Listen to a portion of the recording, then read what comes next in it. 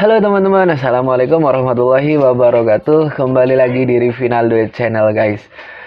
Oke, bagaimana kabarnya teman-teman? Semoga tetap baik ya, dimanapun berada, dan selalu dimudahkan urusannya guys ya.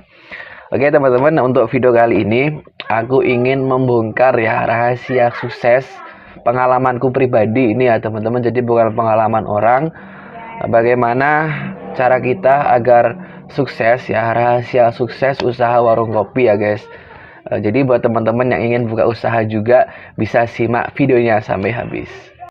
Baik teman-teman, untuk video kali ini aku akan cerita ya pengalaman pribadi aku, bukan pengalaman orang ya teman-teman.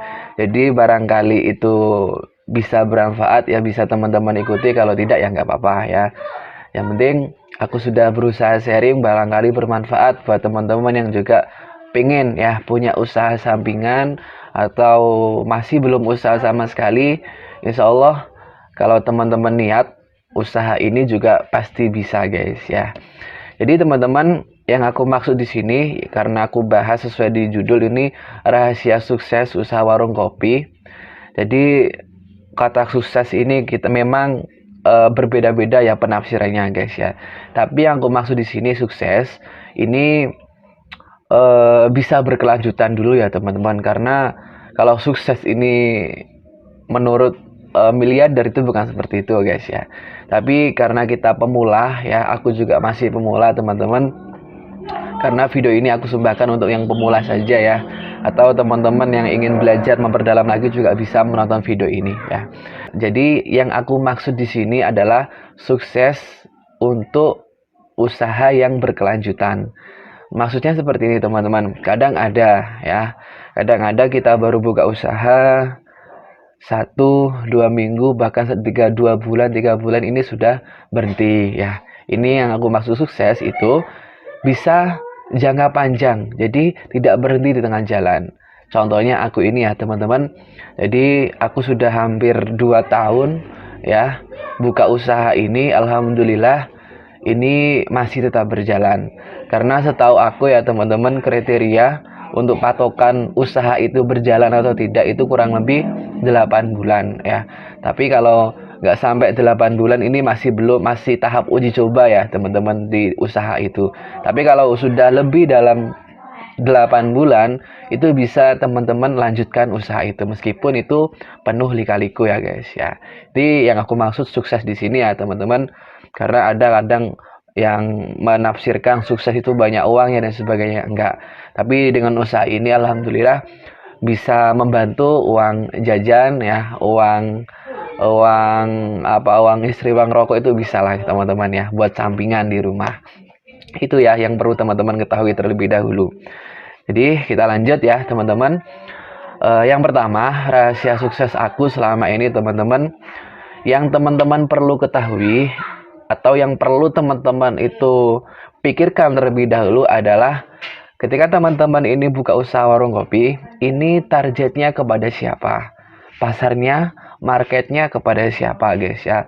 Karena banyak ya, kalau warung kopi di desa memang kebanyakan ini umum. Kayak aku ini ya teman-teman, aku ini memang buka usaha warung kopi nggak hanya untuk anak muda saja ya, tapi juga orang tua juga bisa, bahkan anak kecil juga bisa, karena di sini juga aku jualan es guys ya. Kadang juga ada ya kafe, kedai kopi itu ya, jadi yang targetnya hanya anak muda saja yang buat tongkrongan kayak gitu. Itu tergantung teman-teman pilih yang mana marketnya dulu ya teman-teman.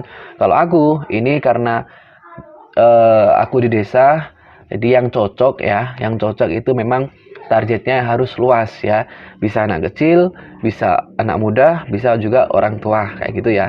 Nah kemudian kalau sudah jelas teman-teman, itu tinggal kita tuh menentukan, ini yang kedua ya, menentukan apa yang kita jual guys ya. Jadi karena target kita sudah jelas, jadi kira-kira apa yang memang diminati anak kecil. Jadi bisa teman-teman itu jualan snack kayak gitu ya guys, bisa. Itu anak kecil. Terus permen juga bisa.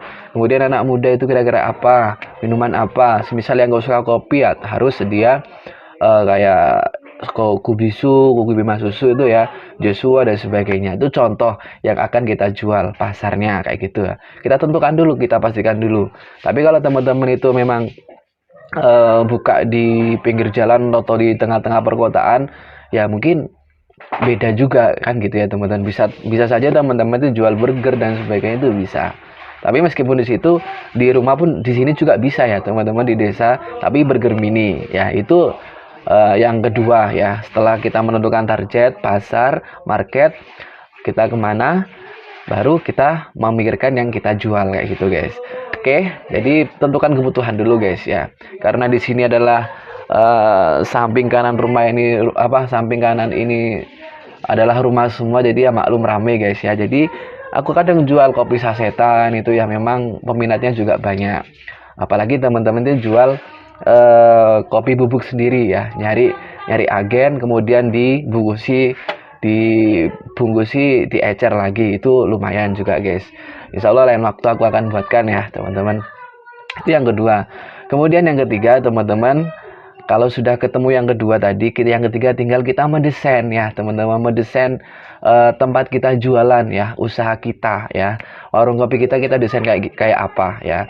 Kalau aku ya, bisa teman-teman lihat sendiri video-video aku sebelumnya, sudah aku banyak sekali buat review ya tentang warung kopi ini ya. Bisa teman-teman tonton video aku yang lain saja ya teman-teman. Ini kalau aku ya, otomatis ya kan nggak mungkin sama ya teman-teman. Kalau teman-teman punya lahan di pinggir jalan ya, bisa model yang lain bisa. Intinya kalau tempat ini nggak harus mahal, nggak harus mewah, yang penting nyaman guys ya. Kadang ya teman-teman, pengalaman sendiri itu, kalau kita melihat melihat tempat itu mewah, kadang kita tuh berpikir guys, berpikir pasti mahal-mahal di dalamnya.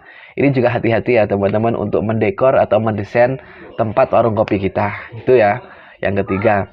Kemudian untuk yang keempat, empat dulu ya yang paling penting teman-teman.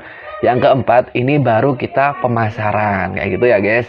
Jadi bagaimana pemasaran teman-teman ya? Jadi kita ketika sudah semua terkumpul kan, kita nggak berhenti sampai di situ ya. Yang nggak mungkin orang tahu kalau kita nggak memasarkan kan, kayak gitu ya teman-teman. Tinggal bagaimana caranya teman-teman itu pemasaran kayak gitu. Saya rasa kalau pemasaran sudah mungkin banyak, teman-teman sudah banyak tahu, bisa ya lewat teman-teman kontak WA juga bisa kan gitu ya. Itu lumayan aset loh teman-teman, meskipun nggak gitu ya, aset ya. Jadi kontak itu dimanfaatkan ya di dalam WhatsApp itu ya. Jadi jangan hanya buat status-status yang kurang jelas, itu ya dikurangin lah kayak gitu guys ya. Kemudian bisa juga Instagram, atau kalau teman-teman yang aku saranin sekali ya, kalau teman-teman itu jualan makanan, teman-teman harus juga jualan di GoFood. Ini sangat menjanjikan sekali guys ya, kalau teman-teman ini jualan di GoFood, karena GoFood ini memang menyediakan untuk kalian yang usaha makanan kayak gitu. Jadi itu ya teman-teman, untuk beberapa rahasia dari aku yang selama ini aku jalankan mulai awal buka bisnis ini sampai sekarang ya. Jadi teman-teman, di sini saya nggak bermaksud menggurui, hanya saja sharing pengalaman. Kalau ada yang bermanfaat ya silakan diikuti, kalau nggak ya nggak apa-apa guys ya. Jadi itu dulu, barangkali ada teman-teman yang ingin ditanyakan, silakan saja tulis di kolom komentar guys ya. Nanti insya Allah aku akan buatkan video kalau memang memungkinkan kayak gitu ya teman-teman. Terima kasih, semoga bermanfaat. Sampai jumpa, bye bye.